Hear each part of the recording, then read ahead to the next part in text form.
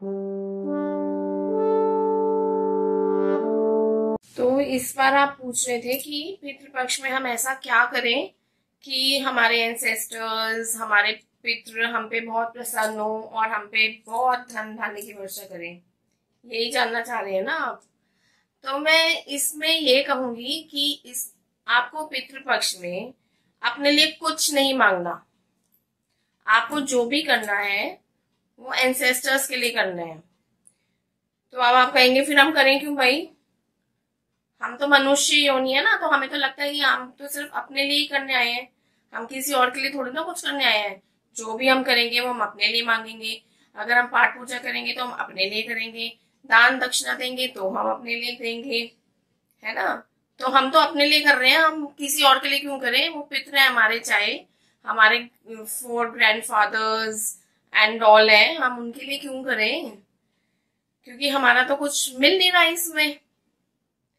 तो मैं आपको ये बात बताना चाहती हूँ कि ये हमें जो मनुष्य योनि मिली है, बहुत हमने कुछ जप तप करे हैं पिछले जन्मों में।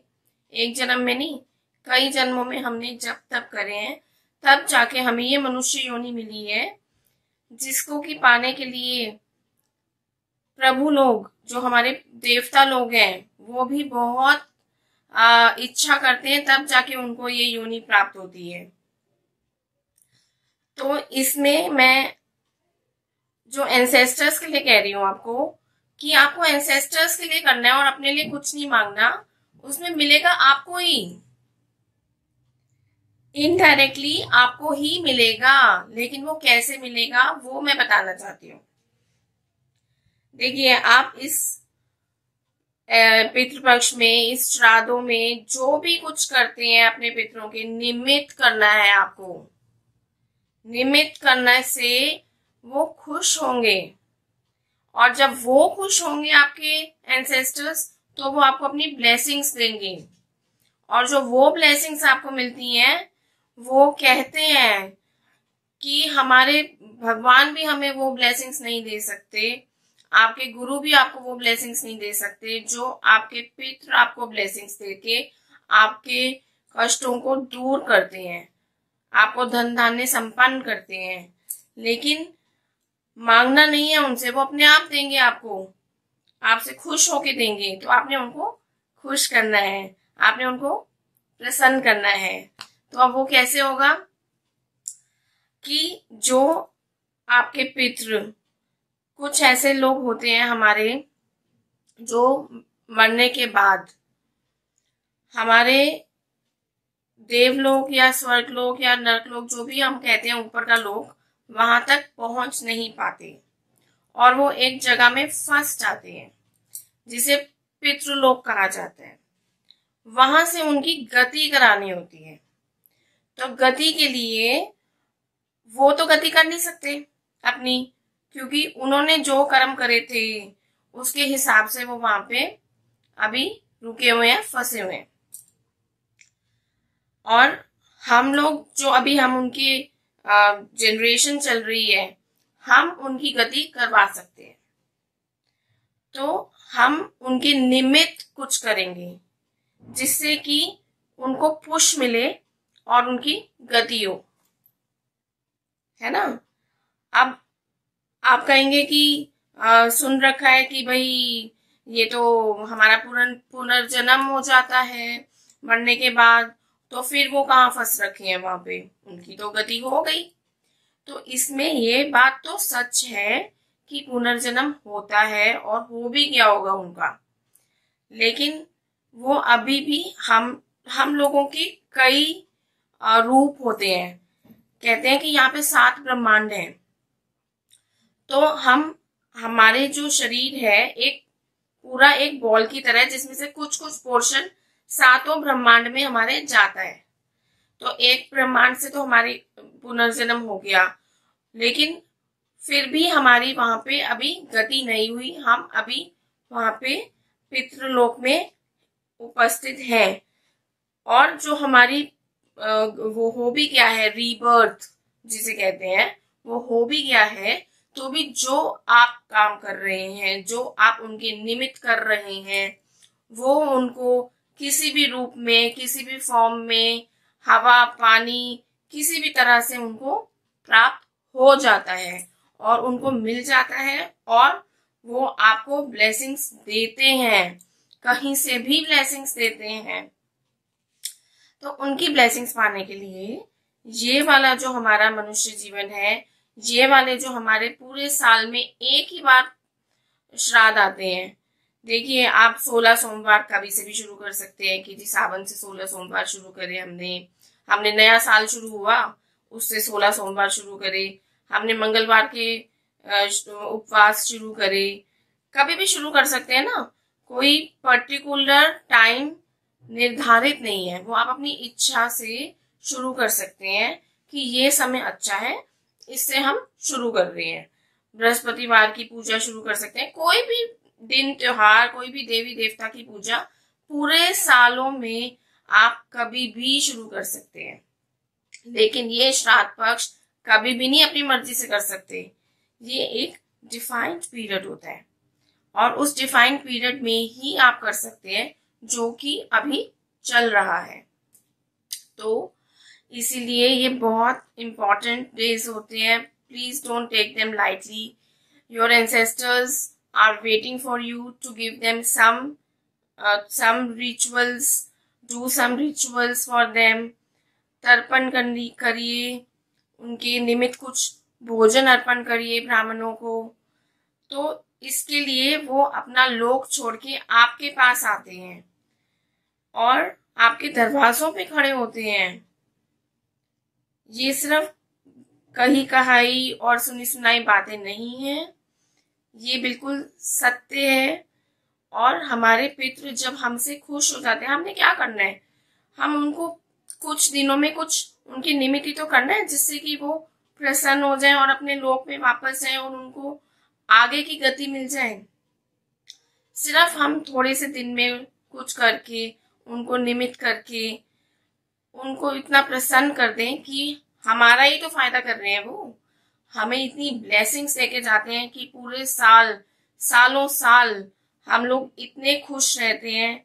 हमारे अपने बच्चे जिनके के लिए हमने कुछ नहीं मांगा, उनको तक भी सब कुछ देके जाते हैं, हमारे कुल को पूरा आशीर्वाद देके जाते हैं। तो ऐसा आप क्या कर सकते हैं उनके निमित्त, जो कि वो खुश रहें। तो उसमें सबसे पहली चीज जो हमारे शास्त्रों में लिखी गई है वो है गीता का 7वां अध्याय। गीता का 7वां अध्याय रोज पढ़ने से और उनके निमित्त करने से आपको फल मिलता है, आपको ब्लेसिंग्स मिलते हैं। अब निमित्त का क्या मतलब होता है? अब मैंने बहुत बार बोल दिया निमित्त करना है, निमित्त करना है। तो निमित्त का मतलब क्या है कि आप अपने लिए कुछ नहीं मांग रहे। जब भी आप गीता का 7वां अध्याय या कुछ भी और कार्य जो मैं अभी आपको बताऊंगी वो करेंगे, तो आपको करने से पहले ये बोलना है कि मैं ये पढ़ रहा हूँ 7वां अध्याय गीता का, और मैं अपने एंसेस्टर्स, अपने पितरों को ये निमित्त करता हूँ, उनके लिए करता हूँ, उनको दिया जाए इसका सारा शुभ फल, उनको दिया जाए, उनको निमित्त कर दिया जाए। तो आपने उनको दे दिया। देखिए, ये बहुत बड़ी बात है कि आप कुछ भी कर रहे हैं तो वो अपने लिए नहीं कर रहे, आप प्रभु से ये कह रहे हैं कि मैं जो ये कर रहा हूं ये उनको निमित्त किया जाए, उनको दे दिया जाए, उनकी गति कराई जाए। तो वो आपको जब फल देंगे तो वो फल आपको लगेगा। तो ये तो हुआ गीता का 7वां अध्याय जो कि आप डेली पढ़ें इन श्राद्धों में। अब इसके अलावा भी आप बहुत कुछ कर सकते हैं। ये मत सोचिए कि मैं तो वर्किंग हूँ, मैं तो हाउसवाइफ हूँ, मेरे पास तो बच्चों को संभालने और पति को संभालने के अलावा कोई टाइम ही नहीं बचता। इतना तो मैं कर ही नहीं सकती कि मैं गीता का अध्याय करूं 7वां, या मैं बैठूं आसन लगा के और ये सब करूं।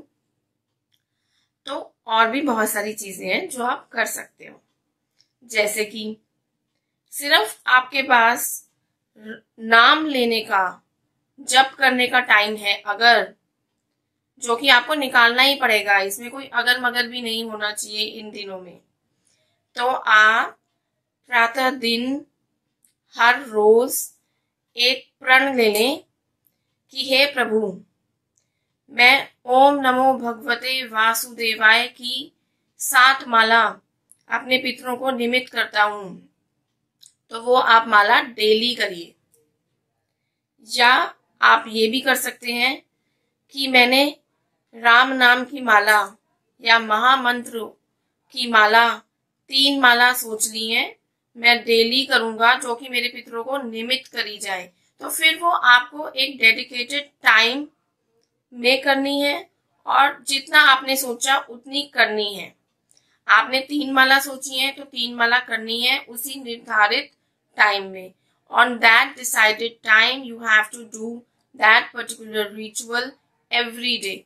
So you can decide it according to your timing, according to the time when you are free. भगवान ये नहीं कह रहा है आपको कि सुबह 4 बजे उठे, 5 बजे उठे।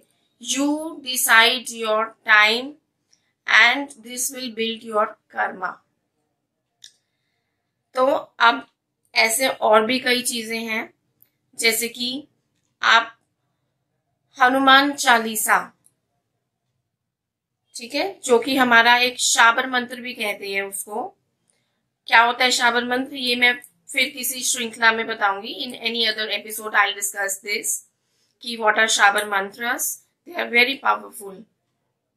तो हनुमान चालीसा को भी आप निमित्त कर सकते हैं प्रण लेकर कि हे ईश्वर, मैं 7 हनुमान चालीसा प्रतिदिन अपने एंसेस्टर्स को निमित्त करती हूँ। तो डेली पढ़ने से पहले आपको ये लाइन बोलनी है। अब 7 हनुमान चालीसा क्यों? क्योंकि आपने उसमें हनुमान चालीसा में भी लिखा हुआ आता है ये। हालांकि उसको कई लोग 100 भी मानते हैं, बट हमारे गुरु ने तो उनको 7 ही बताया है। तो खैर इस पे कोई डिबेट की बात नहीं है। आप 100 पढ़ सकते हैं तो जरूर पढ़िए, लेकिन 7 तो एक बेसिक है जो कि आपको निमित्त करना चाहिए, और अगर पढ़ते हैं तो पढ़ना भी चाहिए। तो इस तरह से मैं ये सिर्फ आपको बताना चाहती हूँ कि आप कोई भी चीज को सोच सकते हैं और उसको निमित्त कर दीजिए। अपने सामने एक कटोरी में जल लीजिए और उस जल में से आप अपने हथेली पे डाल के इस तरह से तर्पण करते हुए बोलिए कि ये मैं 7 चालीसा कर रहा हूँ, या मैं महामंत्र कर रहा हूँ, इतनी माला कर रही हूँ, और मैं ये निमित्त करती हूँ जो कि मैं डेली करूंगी, और मेरे एंसेस्टर्स को ये चीज पहुंचाई जाए, उनकी गति हो। बस फिर देखिए कमाल कि अपने लिए ना मांगकर भी आपने सब कुछ सिर्फ अपने लिए नहीं, अपने पूरे कुल के लिए मांग लिया, अपने बच्चों के लिए, अपने पति के लिए, अपने आने वाली सारी पीढ़ियों के लिए मांग लिया। तो कुछ करने से बहुत कुछ मिलता है, लेकिन निस्वार्थ भाव से करिए। ये सबसे बड़ी चीज है इन दिनों में कि आप निस्वार्थ भाव से अपने लिए कुछ न मांग के अपने पितरों के लिए मांग रहे हैं। और फिर आपको डरने की जरूरत ही नहीं है कि ये क्या होता है पितृदोष, है ना, जो कि आजकल के सारे पंडित, सारे एस्ट्रोलॉजर्स इतना डरा के रखे हुए हैं कि पितृदोष है आपको, पितृदोष है आपको।